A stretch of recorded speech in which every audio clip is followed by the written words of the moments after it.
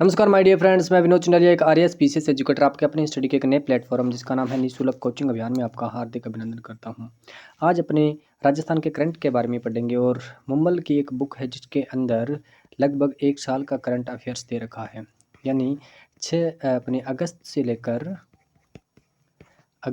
2021 से लेकर अगस्त 2022 तक का जो है करंट अफेयर्स दे रखा है। उस कंप्लीट बुक को यहाँ पे करवाया जाएगा और लगभग प्रत्येक कंटेंट जो आपको बताए जाएंगे अच्छे तरीके से लगभग 60 से 70 लेक्चर के अंदर ये कंप्लीट हो जाएगी।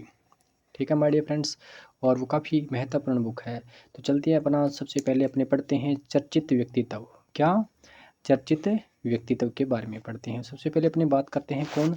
जगदीप धनखड़ जी, यानी जो कि अब भारत के क्या है उपराष्ट्रपति है जगदीप धनखड़ जी। और राजस्थान से मैं इसको क्यों पढ़ रहे हैं विशेष तौर से, क्योंकि राजस्थान में पढ़ने का सबसे बड़ा रीजन क्योंकि ये जगदीप धनखड़ जी राजस्थान के झुंझुनू के चिड़ावा क्षेत्र से बिलोंग करते हैं। इस प्रकार तो चलते हैं क्या है 11 अगस्त 2022 को देश के 14वें राष्ट्रपति के रूप में किन्होंने जगदीप धनखड़ जी ने शपथ ग्रहण की। प्रदेश के निवासी यानी झुंझुनू जिले के निवासी है धनखड़ जी देश के 14वें राष्ट्रपति बने।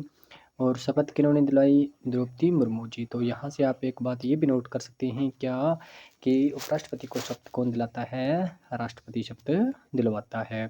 और संविधान की बात करें कौन से अनुच्छेद में, तो 63 से लेकर 70 तक उपराष्ट्रपति का जो है वर्णन देखने को मिलता है। ठीक है। और उपराष्ट्रपति हेतु कुल जो है वोटर्स कितने? 780 वोट्स हैं। और उनमें से डाले कितने गए? 725 वोट। और इन 725 वोटों में से जो वेद मत हैं वो कितने थे? 710 थे। और धनखड़ जी को कितने आए? 528। और इनके खिलाफ जो विपक्ष में कौन खड़े हुए थे? मार्गरेट अल्वा, उनको कितने आए थे? 182।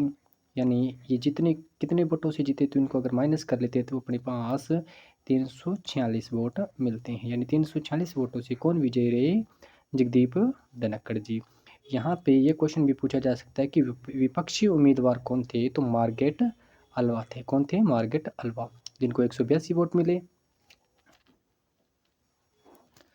और इनको 346 वोटों से ये क्या है विजयी प्राप्त करे।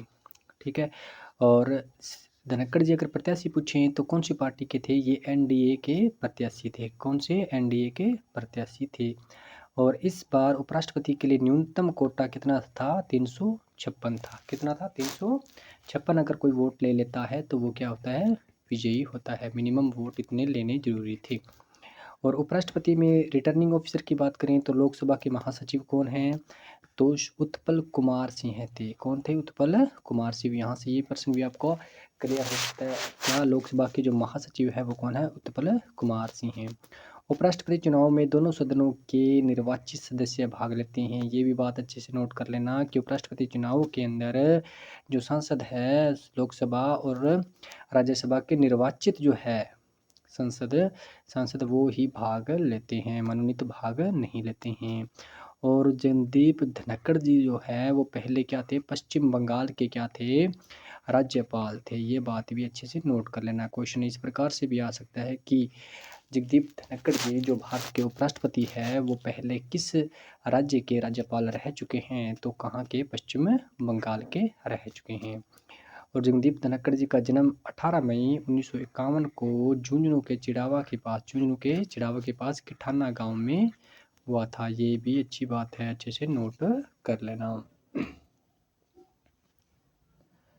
और नेक्स्ट हम बात करते हैं कि राज्यसभा और लोकसभा के दोनों सदनों का नेतृत्व आपको पता है क्या? कि लोकसभा अध्यक्ष की अगर बात करें, किसकी? लोकसभा अध्यक्ष की बात करें तो कौन है? ओम बिड़ला जी। कौन? ओम बिड़ला जी। तो ओम बिड़ला जी कहाँ के हैं? राजस्थान के कोटा बूंदी क्षेत्र के सांसद है। ठीक है, ये भी बात अच्छे से नोट कर लेना, क्योंकि अब जो है आप मान सकते हैं कि दोनों सदनों का जो नेतृत्व है अब कौन कर रहे हैं? राजस्थानी कर रहे हैं। अब इनके कुछ राजनीतिक सफ़र के बारे में जानते हैं, यानी यहाँ तक इनका राजनीतिक सफ़र कैसा रहा। सबसे पहले ये 1986 के अंदर क्या है? हाईकोर्ट बार एसोसिएशन के क्या है? अध्यक्ष रह चुके हैं। और 1989 में इन्होंने जनता पार्टी से लोकसभा में क्या है? चुनाव भी जीता है। 21 अप्रैल 1990 से लेकर 5 नवंबर 1990 तक ये केंद्रीय संसदीय कार्य राज्य मंत्री भी रह चुके हैं। और 1991 में इन्होंने के कांग्रेस की टिकट से चुनाव लड़ा, मगर ये क्या है? हार गए थे। और 1993 में किशनगढ़ विधानसभा के सदस्य भी रह चुके हैं। 20 जुलाई 2019 को क्या है मैं आपको बता चुका हूँ, ये क्या रह चुके हैं, राज्यपाल रह चुके हैं किनके, पश्चिम बंगाल के। ये बात आपको अच्छे से नोट कर लेनी है। और 6 अगस्त 2022 को ये क्या है, भारत के उपराष्ट्रपति के रूप में इन्होंने शपथ ली है, निर्वाचित हुए हैं। चलिए नेक्स्ट चलते हैं।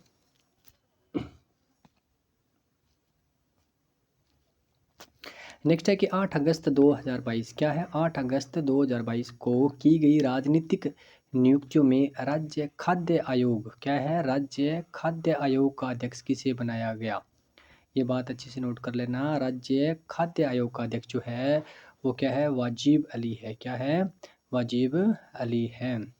ठीक है, ये पहले क्या थे, बसपा के में थे और उन्होंने बाद में क्या है, कांग्रेस को ज्वाइन कर लिया। अब फिलहाल क्या है, ये विधायक है। इनके बारे में कुछ पढ़ते हैं कि बसपा से कांग्रेस में शामिल हुए नगर विधायक वाजिब अली को राज्य खाद्य आयोग का अध्यक्ष बनाया गया। साथ ही तिजारा विधायक संदीप यादव को भिवाड़ी शहरी आधारभूत विकास बोर्ड का चेयरमैन नियुक्त किया गया है। ठीक है, ये बात भी अच्छे से नोट कर लेना।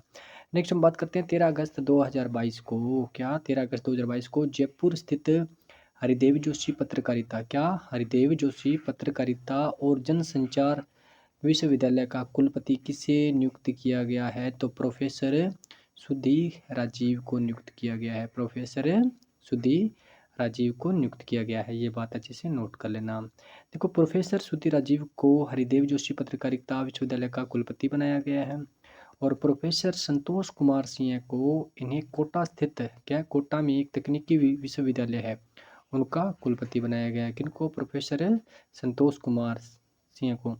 दोनों कुलपतियों का कार्यकाल कितना है, 3 वर्ष की अवधि अथवा 7 वर्ष की आयु जो भी पहले हो के लिए नियुक्त किया गया है। इनकी नियुक्ति किन्होंने की, जो है राजस्थान के राज्यपाल कौन, कलराज मिश्र जी ने इनकी नियुक्ति की है।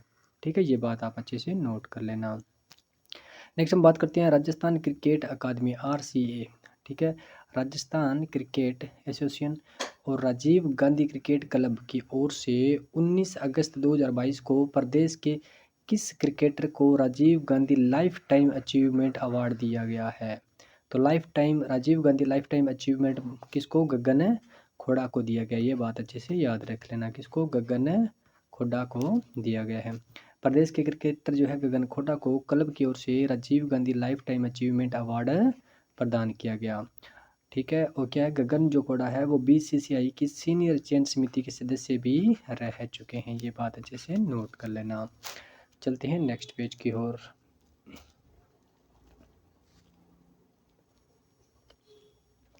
अब देखो 13 अगस्त 2022 क्या है, 13 अगस्त 2022 को किस राज्य निर्वाचन आयोग में मुख्य निर्वाचन आयुक्त नियुक्त किया गया।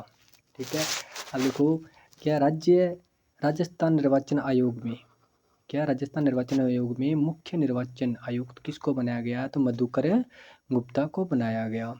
राज्यपाल कलराज मिश्र ने भारतीय प्रशासनिक सेवा के सेवानिवृत्त अधिकारी मधुकर गुप्ता को राज्य का मुख्य निर्वाचन आयुक्त नियुक्त किया गया। गुप्ता की 5 वर्ष और 65 वर्ष की आयु जो भी पहले हो के लिए की गई है और मधुकर गुप्ता 1985 बैच के क्या है, IAS अधिकारी रहे हैं। वे सितंबर 2022 में सेवानिवृत्त हुए थे। देखो यहाँ पे एक बात आपको ये भी अच्छे से सीखने को मिल रही है कि क्या राजस्थान निर्वाचन आयोग, ठीक है, उसके जो मुख्य निर्वाचन आयुक्त है उसका टाइम पीरियड कितना होता है, तो क्या या तो 5 वर्ष के लिए इनको चुना जाता है या फिर 65 वर्ष। ठीक है, ये अधिकतम आयु कितनी है, 65 वर्ष, और ज़्यादातर कितने टाइम के लिए, 5 वर्ष के लिए इसको चुना जाता है। ये बात भी अच्छे से नोट कर लेना। ठीक है, श्री गुप्ता ने इस पद पर प्रेम सिंह मोहरा, आपको पता है पहले कौन थे, प्रेम सिंह मोहरा थे। ठीक है, राजस्थान के मुख्य निर्वाचन आयुक्त, तो उनका स्थान लिया है। हम बात करते हैं राज्य निर्वाचन आयुक्त की कुछ सूची के बारे में, देख लेते हैं। पहले कौन थे, अमर सिंह राठौड़, कौन थे, अमर सिंह राठौड़। ठीक है, उसके बाद में कौन बने, NR बसीन। ये बात अच्छे से नोट कर लेना क्योंकि राज्य निर्वाचन आयुक्त ये कई बार पूछा जा सकता है निम्न में से राजस्थान के राज्य निर्वाचन आयुक्त निम्न में से कौन नहीं रहे हैं? तो आपको ये टोटल नाम भी अच्छे से याद रखना है। इंद्रजीत खन्ना जो है वो 3 नंबर पे रहे थे। उसके बाद में 4 नंबर पे कौन आए थे? A.K. पांडे जो 2013 तक रहे थे। फिर राम लोहिया जी 2017 तक रहे थे। उसके बाद में प्रेम सिंह मोहरा जो 2000 अगस्त 2022 तक रहे थे। और अब जो है वो कौन है? मधुकर गुप्ता जो 14 अगस्त 2022 से निरंतर जो है वो रहे हैं। नेक्स्ट हम बात करते हैं कि 3 जुलाई 2022 को राजस्थान स्वास्थ्य विज्ञान विश्वविद्यालय के नए कुलपति कौन बने हैं? किसके? राजस्थान स्वास्थ्य विज्ञान विश्वविद्यालय के नए कुलपति कौन बने हैं? तो डॉक्टर सुधीर भंडारी जी बने हैं। डॉक्टर सुधीर भंडारी राजस्थान स्वास्थ्य विज्ञान विश्वविद्यालय जिसे बोलते हैं मेडिकल यूनिवर्सिटी के नए कुलपति बनाए गए हैं। इनके साथ ही मैं आपको बता दूं कि डॉक्टर राजीव बगरहटा, क्या डॉक्टर राजीव बगरहटा को एसएमएस का क्या है? सवाई मान सिंह मेडिकल जो कॉलेज है उनका नया प्राचार्य भी बनाया गया है। ये बात आप अच्छे से याद कर लेना। अब बात करते हैं किसकी? पूजा सिहाग की। किसकी बात करते हैं? पूजा सिहाग की। तो Rajasthan police sub inspector Rohtak Haryana निवासी पूजा सिहाग ने ममीग्रम कॉमनवेल्थ गेम्स में 76 किलोग्राम फ्री स्टाइल में कांस्य पदक जीता। ये बात भी आप अच्छे से नोट कर लेना, क्योंकि ये निवासी कहाँ की है? पूजा सिहाग ये जो निवासी है वो हरियाणा के रोहतक की है, मगर राजस्थान पुलिस में ये क्या है? सब इंस्पेक्टर है। ये बात अच्छे से नोट कर लेना, क्योंकि क्वेश्चन जो है पूछा जा सकता है। चलिए नेक्स्ट पेज की ओर चलते हैं।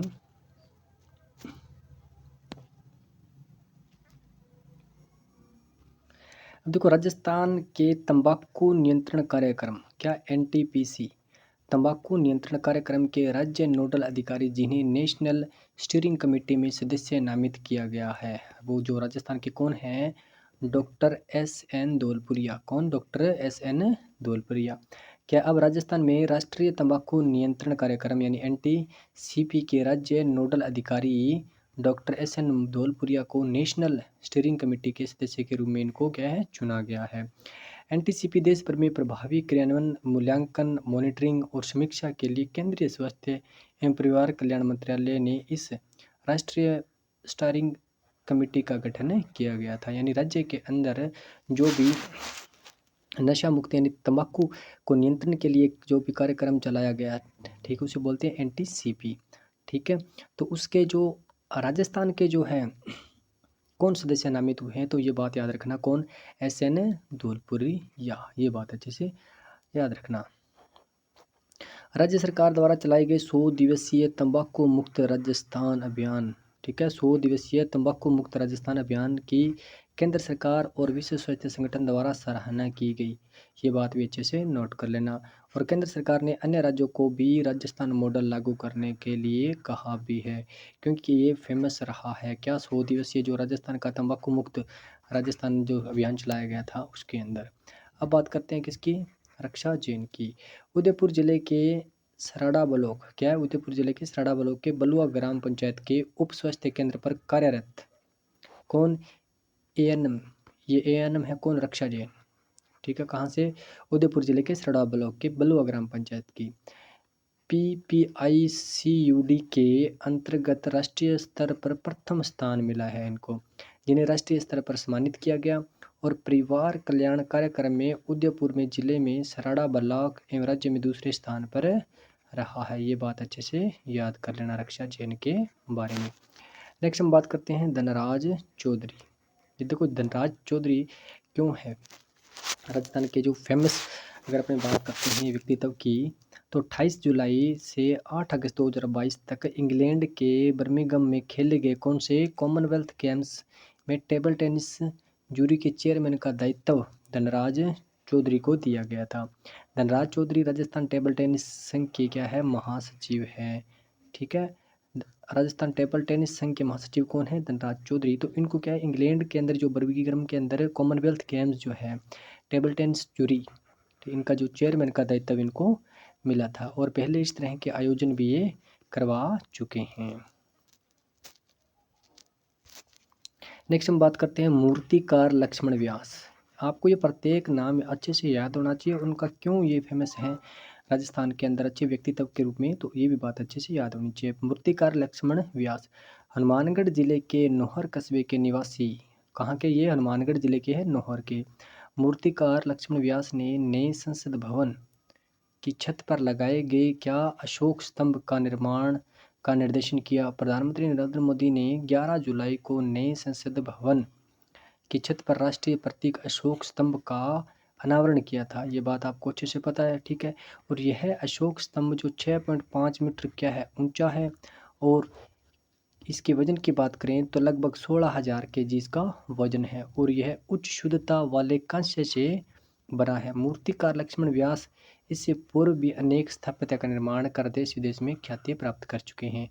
क्वेश्चन आ सकता है कि मूर्तिकार या फिर जो लक्ष्मण व्यास है वो किन से बिलोंग करते हैं, तो ये क्या है, मूर्तिकार है, जिन्होंने किसको राजस्थान अपने संसद भवन के अंदर जो अशोक स्तंभ लगा है उनको डिजाइन किया था। किसको, अशोक स्तंभ को डिजाइन किया था। ठीक है माय डियर फ्रेंड्स, चलते हैं नेक्स्ट पेज की ओर।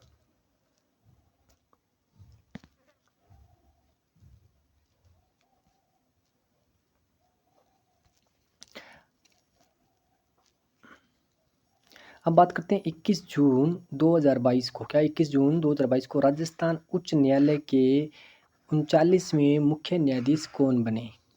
ठीक है, राजस्थान के उच्च न्यायालय के 39वें नंबर के न्यायाधीश कौन बने, मुख्य न्यायाधीश, तो कौन, जो 1 अगस्त 2022 को सेवानिवृत्त हुए, तो उनका नाम क्या है, न्यायाधीश संभाजी शिवाजी शिंदे, यानी AS शिंदे। क्या है, SS शिंदे, SS शिंदे, ये बात अच्छे से नोट कर लेना। इनके बारे में पढ़ते थे। क्या 21 जून 2022 को राज्यपाल श्री कलराज मिश्र ने क्या है राजस्थान उच्च न्यायालय के मुख्य न्यायाधीश को पद एवं गोपनीयता की क्या है, शपथ दिलवाई। ठीक है, यहाँ से ये बात भी आपको अच्छे से नोट कर लेनी है कि राजस्थान का जो उच्च न्यायालय है उसके मुख्य न्यायाधीश को शपथ कौन दिलाता है, राज्यपाल दिलवाता है। ये बात भी अच्छे से नोट कर लेना।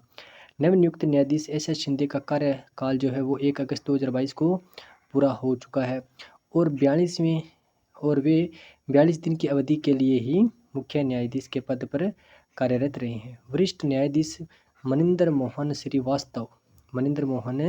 श्रीवास्तव को कार्यकारी मुख्य न्यायाधीश के रूप में किनको बनाया गया, मनिंदर मोहन श्रीवास्तव को।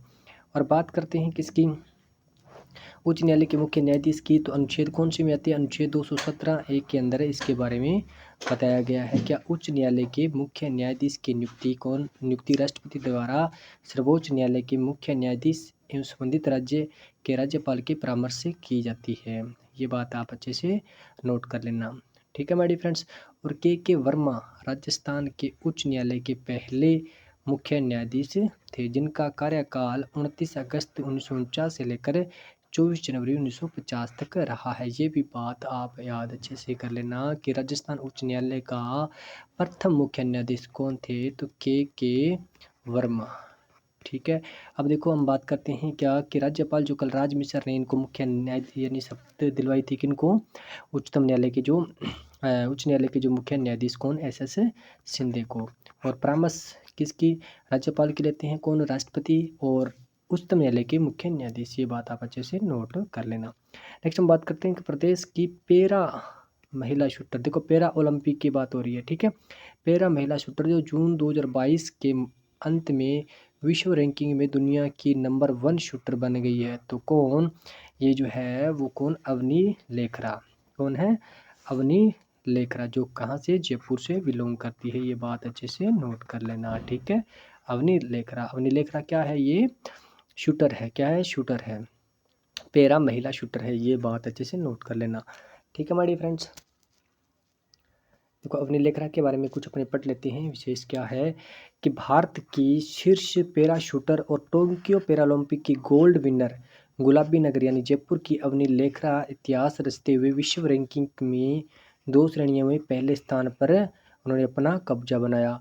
ताज़ा रैंकिंग के अनुसार अवनी जो है वो R2 से 10M एयर राइफल की महिला, SH1 और R8 से 50M राइफल 3 पोजीशन में विश्व की नंबर 1 रैंक पर पहुंच गई है। ये बात आप अच्छे से नोट कर लेना।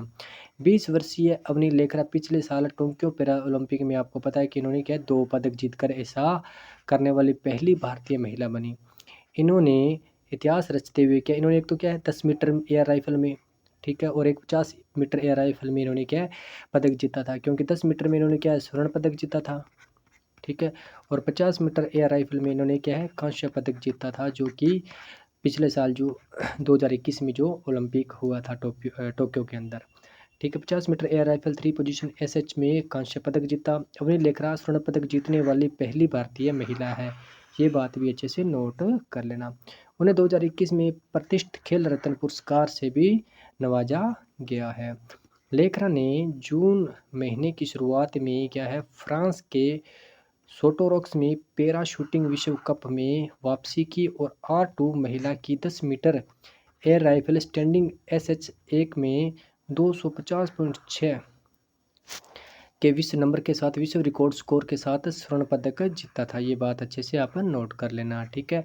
और पेरिस ओलंपिक 2024 का कोटा हासिल किया, वह कोटा हासिल करने वाली पहली पैरा खिलाड़ी है, यानी इनको 2024 के अंदर क्या जो पेरिस में ओलंपिक्स होंगे, पेरिस के अंदर ओलंपिक होंगे, ये बात भी अच्छे से नोट कर लेना, क्योंकि आपको ये प्रश्न भी यहाँ से आपका क्लियर होता है क्या कि जो 2024 का ओलंपिक है वो कहाँ होगा, पेरिस के अंदर होगा, ठीक है मेरे फ्रेंड्स। चलते हैं नेक्स्ट पेज की ओर।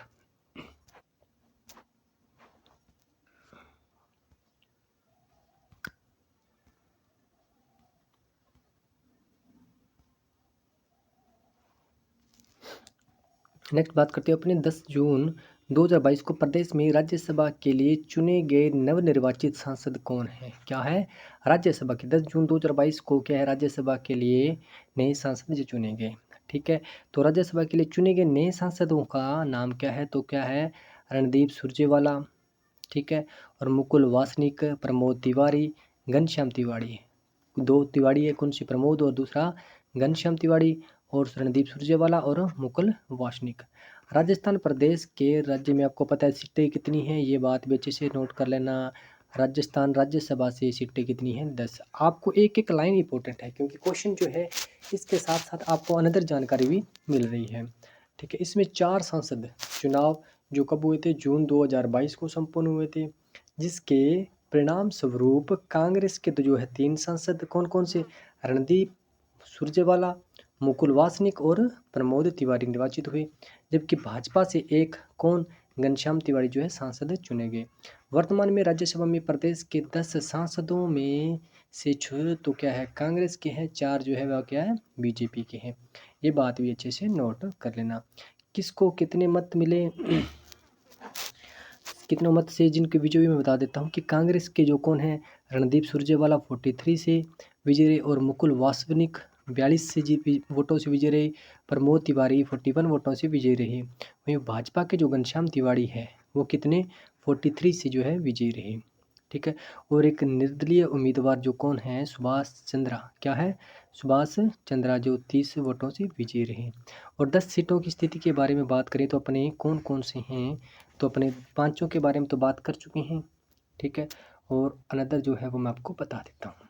देखो दूसरे राज्यों के निवासी जो है सांसद भारत की बात करें तो क्या मनमोहन सिंह जी जो है वो भारत के सांसद है राज्यपाल के, मगर है कहाँ से, जो राजस्थान विधानसभा से हैं, ठीक है। KC वेणुगोपाल और रणदीप सुरजेवाला और प्रमोद तिवारी और मुकुल वासनिक, ठीक है, ये जो क्या है कांग्रेस के हैं। जो दूसरी बात ये कि जो दूसरे राज्यों से निवास करते हैं। और राज्य से निर्वाचित की अगर हम बात करें, भूपेंद्र यादव जो क्या है बीजेपी के हैं, घनश्याम तिवारी ये बीजेपी के अपने बात कर चुके हैं, इन्होंने अभी जून के अंदर इन्होंने विजय हासिल की है। फिर किरोड़ीलाल मीणा जो क्या है बीजेपी के हैं, उसके बाद राजेंद्र गहलोत बीजेपी के हैं, और नीरज डांगी जो है कांग्रेस की है। अपनी बात कर चुके हैं टोटल 10 सीटों में से 6 तो कांग्रेस की और 4 क्या है बीजेपी की है। राज्यसभा का अगला जो चुनाव है वो 2024 में होगा। राजस्थान में आपको पता है कि राज्यसभा के अंदर प्रत्येक 2 साल में 1/3 जो है सदस्यों का क्या है निर्वाचन होता है, ये बात भी अच्छे से नोट कर लेना। राज्यसभा में राज्यपाल के 3 सांसदों का कार्यकाल 2024 में पूरा हो रहा है, और PM मनमोहन सिंह पूर्व जो प्रधानमंत्री रह चुके मनमोहन सिंह, भूपेंद्र यादव और किरोड़ी लाल मीणा का कार्यकाल जो है 2024 के अंदर कंप्लीट हो जाएगा। ऐसे में इन तीनों राज्यसभा सीटों पर फरवरी मार्च 2024 में क्या होगा, चुनाव होगा। ये बात अच्छे से नोट कर लेना। मैं आपको फिर से बता दूँ कि इसकी एक एक लाइन जो है वो इंपॉर्टेंट है, वो आपको अच्छे से पढ़नी होगी और याद करनी होगी। ठीक है माय डियर फ्रेंड्स, चलते हैं नेक्स्ट पेज की ओर।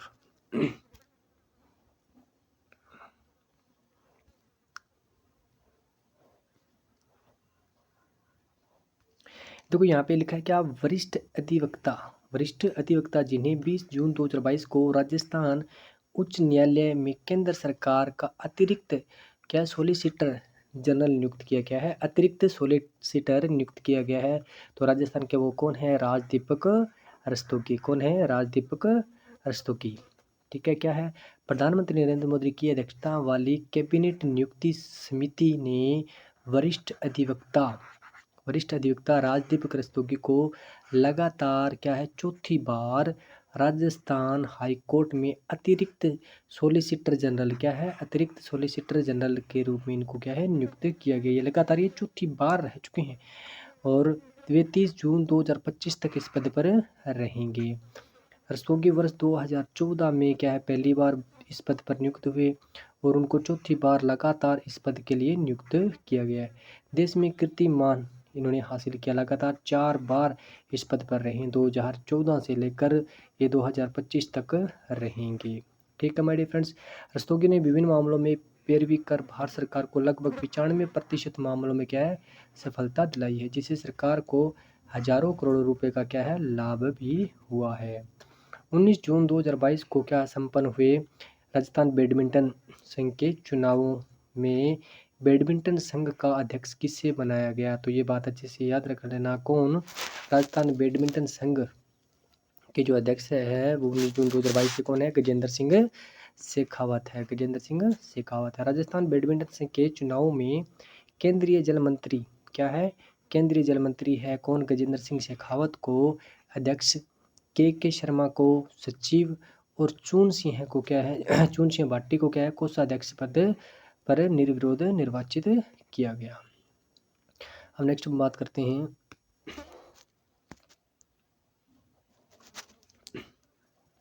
राजस्थान के मशहूर और पहले लोक कलाकार जिन्होंने फ्रांस में आयोजित कान फिल्म फेस्टिवल, कौन सी, कान फिल्म फेस्टिवल में भारतीय दल की तरफ से रेड कारपेट का नेतृत्व किया। ये बात अच्छे से नोट कर लेना, मोस्ट इम्पोर्टेंट क्वेश्चन कि राजस्थान के मशहूर पहले लोक कलाकार जिन्होंने क्या फ्रांस में, विदेश में कान फिल्म फेस्टिवल के अंदर क्या भारतीय दल की तरफ से रेड कारपेट का नेतृत्व किया, तो कौन है, ये मामे खान है। ये बात अच्छे से नोट कर लेना, कौन है, मामे खान। फ्रांस में 17 मई को कान फिल्म फेस्टिवल के उद्घाटन के समारोह में राजस्थान के मशहूर लोक कलाकार कौन, मामे खान ने भारतीय दल की तरफ से रेड कारपेट का नेतृत्व किया। इसके साथ ही फिल्म फेस्टिवल रेड कारपेट पर भारतीय दल का नेतृत्व करने वाले मामे खान क्या है, पहले कलाकार बन गए। ये बात अच्छे से नोट कर लेना कि मामे खान कौन है। वर्तमान में राजस्थान ओलंपिक संघ का अध्यक्ष कौन है, वर्तमान में राजस्थान के ओलंपिक संघ का अध्यक्ष कौन है, तो कौन है, रामावतार सिंह जाखड़। कौन, रामावतार सिंह जाखड़। ये बात अच्छे से नोट कर लेना। अप्रैल 2022 में भारतीय ओलंपिक संघ के आर्बिट्रेटर जस्टिस कौन, वीसी कांटपाल ने राजस्थान ओलंपिक संघ के अध्यक्ष के रूप में रामावतार सिंह जाखड़ को और अनिल व्यास को क्या है, चेयरमैन के पद पर नियुक्त किया। ये बात आप अच्छे से नोट कर लेना। ठीक है मेरे फ्रेंड्स, चलते हैं नेक्स्ट पेज की ओर।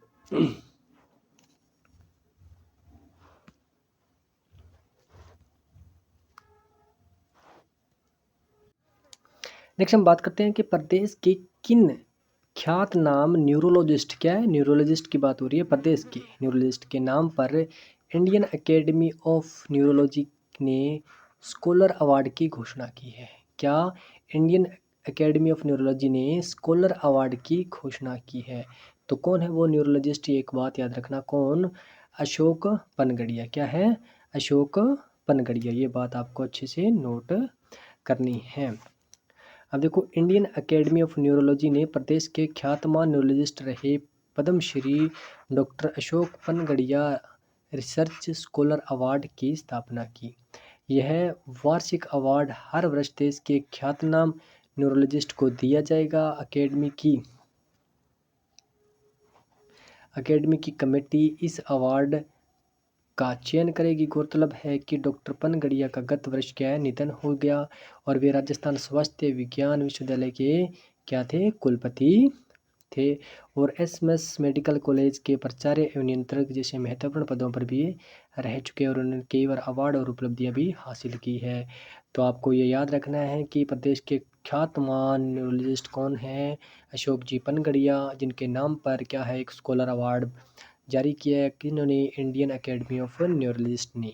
ठीक है, नेक्स्ट हम बात करते हैं 21 अप्रैल 2022 को लोक सेवा दिवस के अवसर पर विज्ञान भवन नई दिल्ली में आयोजित समारोह में प्रदेश के किस लोक सेवक को प्रधानमंत्री नरेंद्र मोदी ने सम्मानित किया। 21 अप्रैल 2022 को लोक सेवा दिवस के उपलक्ष्य पर तो कौन, आपको पता है कि चूरू जिले के कलेक्टर जो है कौन, सिद्धार्थ सहयाग। ये बात अच्छे से नोट कर लेना। चूरू जिला कलेक्टर सिद्धार्थ सहयाग को जिले में खेल केंद्रों को विकसित करने, महिला व पैरा खिलाड़ियों का प्रतिनिधित्व, फिट इंडिया नवाचार आदि कार्यों के लिए लोक सेवा दिवस के अवसर पर प्रधानमंत्री नरेंद्र मोदी ने इनको सम्मानित किया था। लोक सेवा दिवस कब बनाया जाता है, तो 21 अप्रैल को बनाया जाता है। ये बात भी आप अच्छे से नोट कर लेना। चलते हैं नेक्स्ट क्या है खास।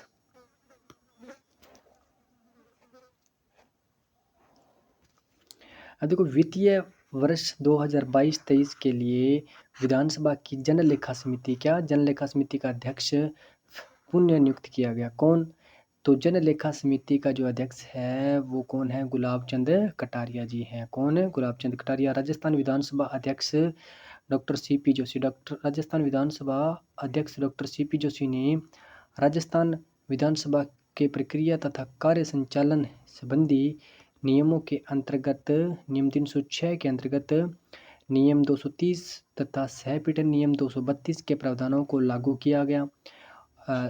किया जाना निलंबित किया जाकर जन लेखा समिति और प्रांकल समिति का क और ख का अनुपातिक प्रतिनिधित्व के आधार पर गठन अप्रैल 2022 को किया गया।